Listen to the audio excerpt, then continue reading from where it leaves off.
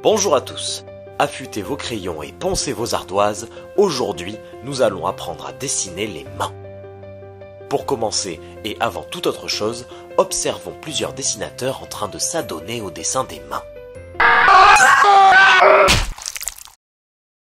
Et oui, bande de fripons, les mains sont connues chez les dessinateurs pour être particulièrement difficiles à bien dessiner. Nous allons voir pour quelles raisons de ce pas.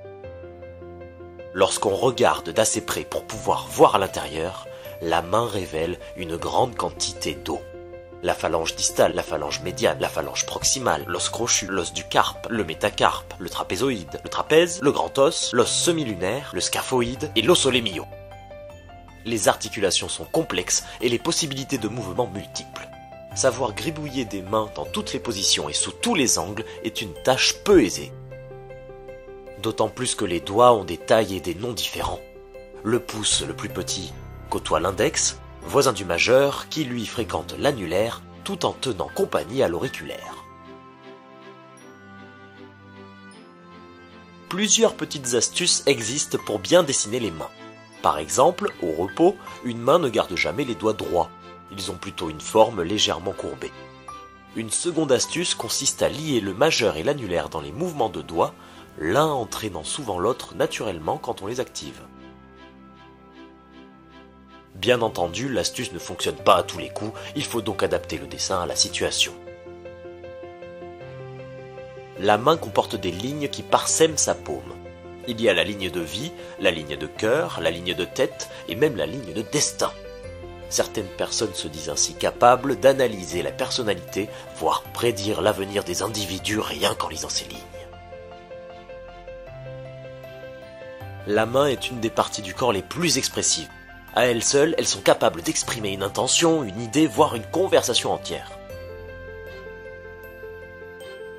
Par exemple, ici, nous voyons dès le premier coup d'œil que cet homme est en train de saluer quelqu'un qu'il connaît probablement, le tout sans texte ni parole.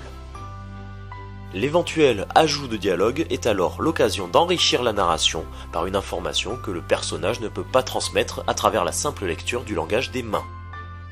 Le texte peut également aborder un sujet totalement extérieur au geste et à l'intention du personnage, ce qui rend la situation complètement absurde et illogique et nous éloigne un petit peu de notre sujet de départ. D'autres situations demandent une complétivité entre le geste et le texte. Ici, nous observons distinctement un personnage ayant l'air fort en colère, notamment par la posture des épaules et des mains.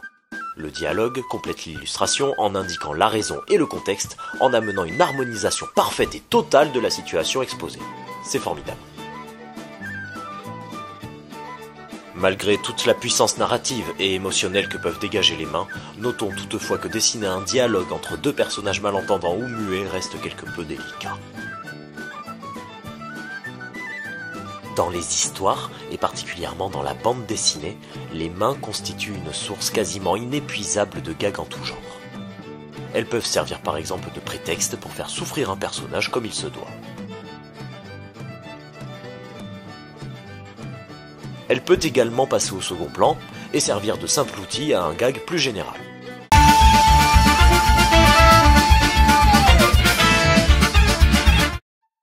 Un dernier exemple, celui du gag basé sur la boutade ou les jeux de mots. Un exercice auquel les mains peuvent se prêter plutôt aisément et qui s'ensuit de grands moments de franche rigolade. Voyons maintenant ce que vous avez retenu de la leçon en jouant à un petit jeu.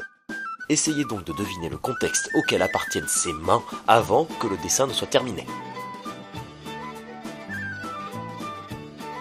Et oui, vous avez gagné, les mains montrent ici l'admiration folle de l'enfant pour cette grande icône qu'est le Père Noël. Allez, passons à un deuxième essai.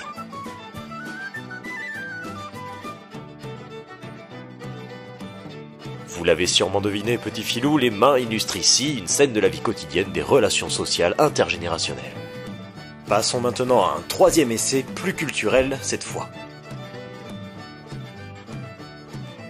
Et oui, bande de chenapans, c'est naturellement une scène tirée d'un épisode de la série américaine Les Experts.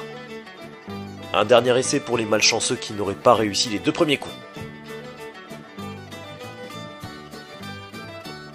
Oui, vous avez trouvé, il s'agit bien d'une photo de famille. Vous l'avez sans doute compris, le dessin des mains prend toute son importance quand il y a une interaction entre deux personnages ou plus encore. Les mains accompagnent la parole et la subliment, font le lien entre les individus, littéralement mais aussi symboliquement. Nous nous tenons la main, nous pointons du doigt, même si c'est impoli. Nous nous faisons des signes de politesse, des gestes significatifs et des doigts d'honneur en pagaille. Apprendre à dessiner les mains n'est pas chose aisée, mais une fois la chose maîtrisée, le gribouillage d'une scène de dialogue deviendra aussi léger à dessiner qu'un petit oiseau à porter.